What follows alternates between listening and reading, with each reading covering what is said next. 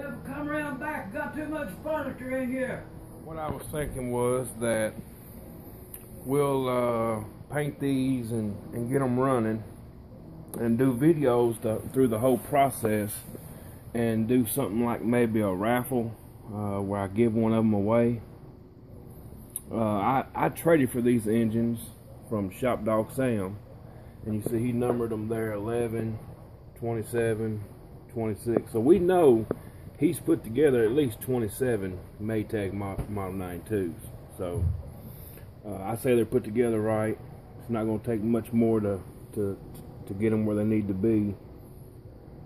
So if anybody be interested in doing a raffle and getting one of these engines in the mail, send me a comment, let me know, and we may do that. Thanks for watching.